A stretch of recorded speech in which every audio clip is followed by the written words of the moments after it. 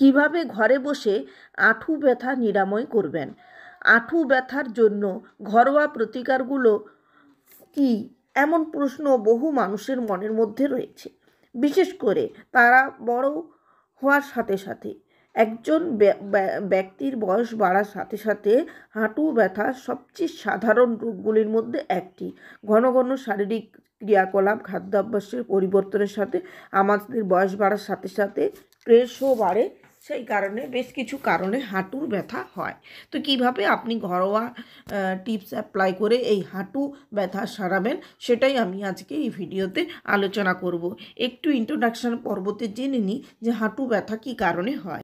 হাঁটু ব্যথা প্রত্যেক দিনের কাজকর্মকে প্রভাবিত তো অবশ্যই করে। হাঁটু ব্যথা প্রায় জয়েন্ট ছিঁড়ে যাওয়ার ফলে পেশি এবং লিগামেন্টের শক্তি হ্রাস এর ফলে ব্যথা হয় এবং গতিশীলতা হ্রাস করতে পারে। হাঁটু ব্যথা, হাঁটুর জয়েন্টের ব্যথার জন্য ঘরোয়া প্রতিকারগুলো নিয়ম করে একটু মেনে চললে অনেক সময় অনেক ব্যথাই কমে যায়। তারপরে রয়েছে খাদ্যাভ্যাস, হ্যাঁ, ব্যায়াম এবং চলাফেরা সাহায্য করার মতো। চলাফেরার ঠিকঠাক করলেও হাঁটু ব্যথা অনেক সময় কমে যায়। কিভাবে কি করবেন সেটা আমি ভিডিওতে বিস্তারিত আলোচনা করব। তার আগে মেডিকেল মেড চ্যানেলের পক্ষ থেকে ভিডিওটি স্টার্ট করার জন্য আপনাদের জানাই অসংখ্য ধন্যবাদ।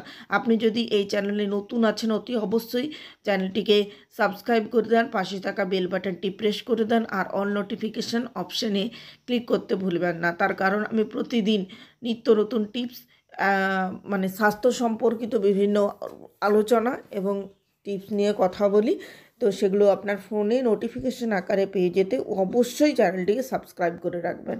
ভিডিওটি কেমন লাগছে আমাকে কমেন্ট সেকশনে জানাতে ভুলবেন না। হাঁটু ব্যথার একটি সাধারণ কারণ হলো হাঁটুর অতিরিক্ত ব্যবহার। কঠোর শারীরিক ক্রিয়াকলাপ যেমন খেলাধুলা, কৃষিকাজ এবং অন্যান্য ধরনের শারীরিক ক্রিয়াকলাপের ফলে বছরের পর বছর ধরে ক্ষয় হতে পারে, যার ফলে পেশি শক্তি দুর্বল হয়ে পড়ে। হাঁটু ব্যথার আরেকটি কারণ হলো আর্থ্রাইটিস। এটি একটি দীর্ঘস্থায়ী অবস্থা, যার ফলে জয়েন্ট এবং সংলগ্ন পেশিগুলির পরিধান এবং ছিঁড়ে যায়। এর জয়েন্টগুলিতে ব্যথা এবং শক্ত হয়ে যেতে পারে, যার ফলে গতিশীলতা হ্রাস পায়। এই জন্য আপনি কিছু ঘরোয়া টিপস অ্যাপ্লাই করতে পারেন। বিশ্রাম নেন, বরফের সংকোচন এবং উচ্চতায় হাঁটু জয়েন্টগুলোর চিকিৎসা সবচেয়ে কার্যকরী উপায়গুলির মধ্যে একটি।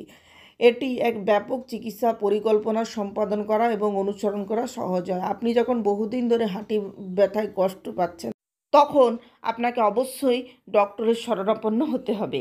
কিন্তু আপনি এই ক্ষেত্রে ঠান্ডা গরম সেক, ব্যায়াম এগুলো করতে পারেন। এগুলো করলে অনেকটাই আপনার হাঁটু ব্যথা কমবে। জয়েন্ট এবং সংলগ্ন পেশিতে চাপ পড়লে হাঁটুর ব্যথা বাড়ে। দীর্ঘ সময় ধরে দাঁড়িয়ে থাকা হাঁটুর ওজন সহ্য করতে পারে না। এই অবস্থায় বসে থাকা এবং জয়েন্টগুলোর কোনো শক্ততা নিশ্চিত না করার জন্য বা প্রসারিত করা এড়ানো প্রয়োজন। ঘুমানোর সময় আপনি পায়ের মাঝখানে একটা বালিশ রাখতে পারেন। ঘন ঘন অবস্থার পরিবর্তন করতে পারেন এবং হাঁটুর কুশনের সাহায্য করার জন্য আপনাকে আরামদায়ক বালিশ এবং একটি গদি ব্যবহার করা যেতে পারে। তো আগে কি হতো, বয়সের সাথে সাথে হাঁটুর ব্যথা দেখা দিত। এখন কম বয়সীরাও কিন্তু এর থেকে ছাড়া পাচ্ছে না। অবশ্যই আপনাকে বলবো ওজন নিয়ন্ত্রণে রাখুন। ওজন যদি বেশি হয় তখন শরীরের বর হাঁটু সহ্য করতে পারে না, সেই ক্ষেত্রে হাঁটুর ব্যথা হয়। এই ছিল বেশ কয়েকটি কারণ এবং তার সঙ্গে কিছু টিপসের কথা আমি বললাম।